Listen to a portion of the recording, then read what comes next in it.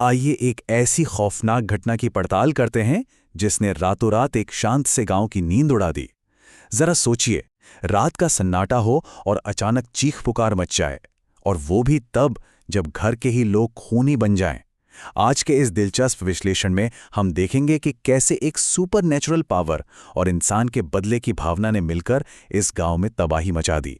तो चलिए इस डरावने रहस्य की गहराई में उतरते हैं। इस खौफनाक कहानी की शुरुआत एक बेहद अजीब मर्डर से होती है। होता क्या है कि एक रात गंगाराम नाम के एक आदमी की नींद खुलती है और वो क्या देखता है? उसका अपना बेटा मोहन हाथ में एक डंडा लिए उसके सामने खड़ा है, और पलक झपकते ही मोहन अपने ही पिता पर जानलेवा हमला कर देता है। लेकिन सबसे ज्यादा चौंकाने वाली बात तो ये थी कि जब पुलिस ने मोहन को गिरफ्तार किया तो वो चीख चीख कर बस एक ही बात कह रहा था कि उसने अपने पिता को नहीं मारा, वो कोई और था। अब पहली बार में सुनने पर तो ये किसी भी अपराधी का एक आम सा बहाना लगता है ना? लेकिन जैसे जैसे हम आगे बढ़ेंगे ये साफ हो जाएगा कि कहानी में कुछ बहुत ही डरावना छिपा है। और सच कहूं तो ये कोई इकलौती घटना बिल्कुल नहीं थी। रातों रात इस गांव में परिवार के सबसे प्यारे और भरोसेमंद लोग अचानक बिना किसी वजह के बेदर्दी से कत्ल करने लगे थे। सबसे डरावनी बात जानते हैं क्या थी? इन वारदातों को अंजाम देने के बाद इन लोगों को अपने किए का एक भी पल याद नहीं रहता था। मतलब वो अपने ही हाथों से अपनों की जान ले रहे थे और बाद में बिल्कुल नॉर्मल बिहेव कर रहे थे, जैसे कुछ हुआ ही ना हो, बिल्कुल किसी बुरे सपने जैसा। अगर हम इन घटनाओं के टाइमलाइन को देखें तो समझ आता है कि हालात कितनी तेजी से हाथ से निकल रहे थे। पहली रात गंगाराम को उसके बेटे ने मार दिया। ठीक अगली रात रामप्रसाद की जान उसकी अपनी पत्नी लीलावती ने तकिए से गला घोट कर ले ली। फिर तीसरी रात पंकज को उसके लिए जिगरी दोस्त श्यामलाल ने लोहे के सरिये से खत्म कर दिया। और हद तो तब हो गई जब चौथी रात प्रीतम को उसकी अपनी बेटी संगीता ने किचन के चाकू से मार डाला। मौत का यह सिलसिला बिना रुके बस बढ़ता ही जा रहा था। पूरे गांव में दहशत इतनी फैल चुकी थी कि लोग अपने सगे संबंधियों के पास जाने से भी खौफ खाने लगे थे। अब जब हालात पूरी तरह से बेकाबू हो गए तब गांव के एक बुजुर्ग ने एक पुरानी लोक कथा का जिक्र किया, छलावा। अब ये कोई किस्से कहानियों वाला मिथक नहीं रह गया था। गांव वालों के लिए इन इम्पॉसिबल से लगने वाले क्राइम्स के पीछे यही छलावा असली वजह बन चुका था। कहा जाता है कि छलावा एक ऐसी रहस्यमयी शक्ति है जो अपना रूप बदल सकती है। ये शिकार के सबसे करीबी इंसान का ही रूप ले लेती है। और सुनिए, जब तक ये अपने शिकार को मार नहीं देता तब तक इस पर किसी भी बाहरी हमले का या हथियार का कोई असर नहीं होता।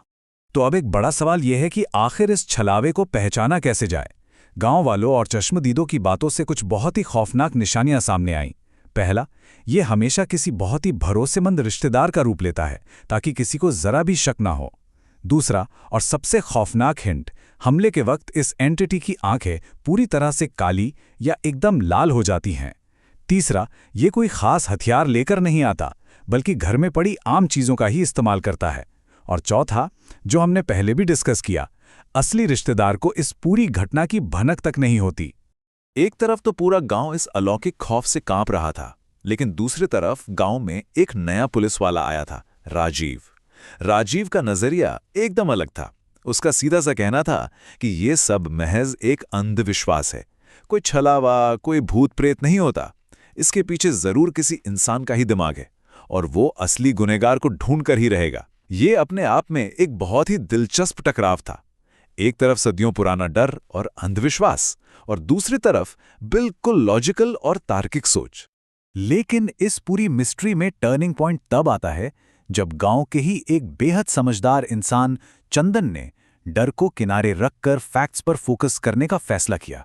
चंदन ये मानकर चल रहा था कि ये हत्याएं यूं ही रैंडमली नहीं हो रही हैं। हर क्राइम के पीछे एक वजह होती है और उसने उसी छिपे हुए पैटर्न को ढूंढने की ठान ली। चलिए देखते हैं कि चंदन के इस एनालिसिस से क्या निकलकर सामने आया।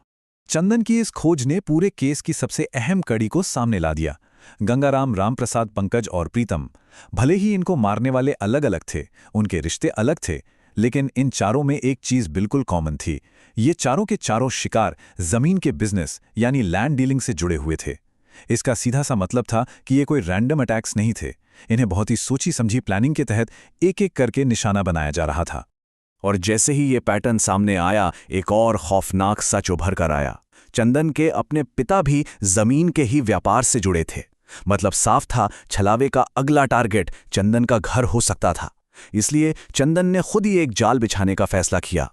वो पूरी रात अंधेरे में बिना पलक झपकाए उस छलावे का इंतजार करता रहा। सच में ये वो रात थी जब पूरे गांव की सांसें अटकी हुई थीं। हर कोई बस ये जानने के लिए बेचैन था कि अब आगे क्या होने वाला है। लेकिन हैरानी की बात तो ये हुई कि रात बिल्कुल शांति से गुजर गई। कहीं कोई हमला नहीं हुआ। सुबह होने पर वो लॉजिकल पुलिस वाला राजीव चंदन से मिलने उसके घर आता है। सब कुछ इतना नॉर्मल लग रहा था, मानो छलावा सच में पीछे हट गया हो।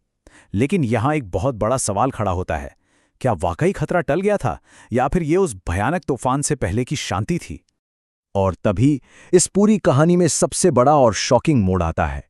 बिना किसी वार्निंग के, बिना किसी बात के, चंदन अचानक पास रखा एक चाकू उठाता है और एक ही झटके में राजीव के पेट में घोंप देता है। सोचिए, वहां मौजूद लोग तो एकदम सन्न रह गए। सबको यही लगा कि शायद अब चंदन भी उस छलावे का शिकार हो चुका है और खुद एक हत्यारा बन गया है। लेकिन अगले ही पल जो नजारा देखा उसने सारे शक दूर कर दिए। जिस राजीव को चंदन ने चाकू मारा था, वो जमीन पर तड़पते हुए अचानक अपना रूप बदलने लगा। उसका शरीर अजीब तरीके से ऐंठने लगा और वो एक भयानक छलावे के अपने असली रूप में आ गया। और बिल्कुल उसी वक्त गांव के दूसरे कोने पर असली राजीव को वहां से भागने की कोशिश करते हुए रंगे हाथों पकड़ लिया गया। उसका चेहरा एकदम सफेद पड़ चुका था। जी हां, जिस राजीव पर चंदन ने हमला किया था वो इंसान था ही नहीं, बल्कि वो वही रूप बदलने वाला छलावा था। अब असली मास्टरमाइंड का चेहरा सबके सामने आ चुका था। चंदन की स्मार्टनेस ने यह साबित कर दिया कि वो छलावा अपनी मर्जी से किसी को नहीं मार रहा था। कोई इंसान उस सुपरनैचुरल पावर को कंट्रोल कर रहा था, और वो इंसान कोई और नहीं बल्कि खुद वो मॉडर्न और लॉजिकल पुलिस वाला राजीव था। दरअसल चंदन को राजीव पर पहले से ही थोड़ा शक था, क्योंकि राजीव गांव के जमीन के सौदे में कुछ ज्यादा ही दिलचस्पी ले रहा था। जब असली राजीव गांव से भागते हुए पकड़ा गया तो वो केस का वो आखिरी सबूत बन गया जिसने पूरी मिस्ट्री सॉल्व कर दी। लेकिन अब सवाल यह है कि राजीव ने इतनी खौफनाक साजिश आखिर रची ही क्यों? इसके पीछे की कहानी बहुत ही दर्दनाक थी। दरअसल राजीव के पिता की जमीन को उन चारों लैंड डीलर्स गंगाराम, रामप्रसाद, पंकज और प्रीतम ने धोखे और जबरदस्ती से हथिया लिया था। इस बात से बेबस और निराश होकर राजीव के पिता ने सुसाइड कर लिया था। इस गहरे सदमे ने राजीव को बदले की आग में इस कदर अंधा कर दिया कि उसने गांव के इस छलावे के बारे में पूरी रिसर्च की, एक तांत्रिक को ढूंढा और उस खतरनाक शक्ति को कंट्रोल करने का तरीका सीख लिया। बस फिर क्या था, उसने एक एक करके अपने दुश्मनों के परिवार वालों का रूप देकर उस छलावे को भेजा ताकि वो अपने पिता की मौत का खूनी बदला ले सके। इस चौंकाने वाले खुलासे के साथ ही ये रहस्यमयी कहानी अपने अंजाम तक पहुंचती है। राजीव का गुनाह साबित होने पर उसे तुरंत पुलिस के हवाले कर दिया गया और सलाखों के पीछे डाल दिया गया। लेकिन सबसे सुकून देने वाली बात यह रही कि जिन बेकसूर लोगों को, जैसे मोहन और लीलावती, बिना उनकी गलती के मर्डर के इल्जाम में जेल में डाल दिया गया था, उन्हें बाइज्जत रिहा कर दिया गया। कई हफ्तों की उस खौफनाक दहशत के बाद गांव में आखिरकार एक शांति भरी रात आई। तो इस पूरे एनालिसिस के अंत में हमारे सामने एक बहुत ही गहरा सवाल रह जाता है। आखिर असली दानव कौन है?